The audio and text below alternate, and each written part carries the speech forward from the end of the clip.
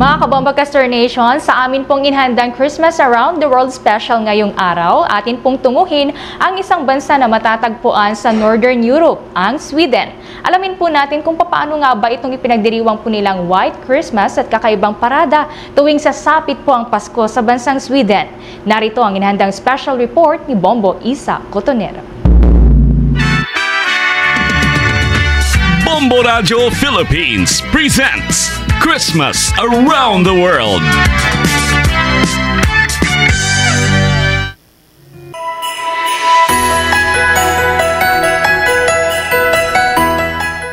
Yule! Yan ang tawag ng mga Swede sa kanilang Pasko. Sa bansang Sweden, bahagi ng Northern Europe, malamig ang simoy ng hangin tuwing sasapit ang Disyembre. At dahil nasa winter season sila ngayon, hindi na rin bago ang snow sa kanilang pagdiriwang ng araw ng Pasko. Para sa mga taga-Sweden, nagsisimula ang diwa ng Pasko sa pagpasok pa lang ng Advent season. Dito na unti-unting nabubuhay ang mga dekorasyon katulad ng mga kandila, lampara at mga ilaw sa bintana ng bawat bahay. Yung Christmas nila, you can say it Yule. Yung holiday vibes nila, most likely, nagsa-start siya during the Advent season. And their candles, lamps, na around their houses also. Kwento sa atin ng Bombo correspondent sa Sweden na si Hazel Rose Villa, may isang kakaibang tradisyon doon na tinatawag na Saint Lucia Day. Ito'y nagaganap tuwing Disyembre 13. Isa raw itong parada ng mga bata na nakaputing bestida, may korona, habang inaawit ang mga himig ng Pasko. Saint Lucia is always on 13th of December. It's like mga parade ng mga kids and meron silang dalang kandila. Usually yung Lucia girl na pinipili nila has this flower crown. And then it's up to you if you want to join. It's free also na mag-participate sa church also to see how they had Saint Lucia.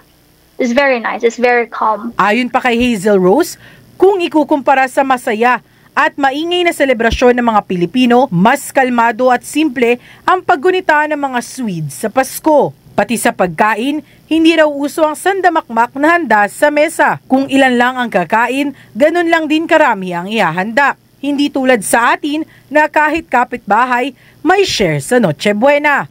Ang kanilang bersyon ng Noche Buena ay tinatawag na Yule Board. Dito tampok ang Christmas ham, meatballs, pickled herring at mini sausages. Mga pagkaing hindi mawawala sa isang Swedish Christmas table. I'm going to compare it. It's pretty much, how would I say, peaceful here, and just more family oriented sila na just family and friends lang sa bahay and then go out. We have a Yule Board. It's the Christmas table siya na puro huinka buffet. Huinka means the ham. And ang pinagkaibahan natin sa kanila is that they have one dishes every occasion. Meron kasi ditong culture na they just want to serve it as it is. Hindi sila nagluluto para alam nila na 10 people lang, so the maximum of the food is only for 10 people. There's no extra, or of course there's gonna be leftover, but that depends. But they're not gonna exceed that much. They know exactly who will come and what will they serve. Pero sa kabila ng pagkakaiba ng tradisyon, may malaking pagkakapareho ang mga Pilipino at mga Swede. Parehong nagbibigay halaga sa pamilya sa araw ng Pasko. Sa katunayan, marami pa ring Pinoy sa Sweden ang nagtitipon-tipon tuwing Pasko para ipagdiwang ito sa Filipino style.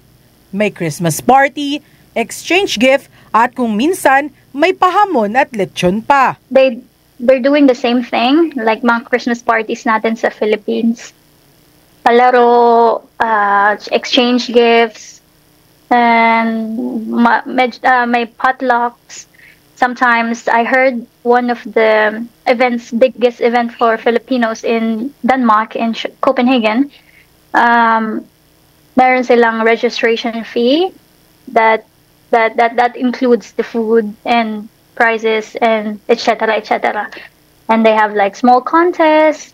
Kaya ngayong papalapit ang araw ng Pasko, saan man naroroon at anuman ang kultura o tradisyong sinusunod, iisa ang nananatiling diwa ng Kapaskuhan, ang pagkakabuklod ng pamilya.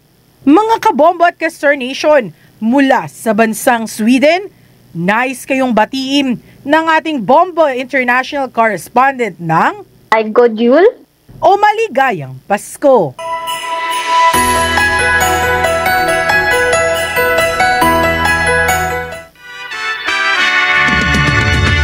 Watch out for another edition of Christmas Around the World.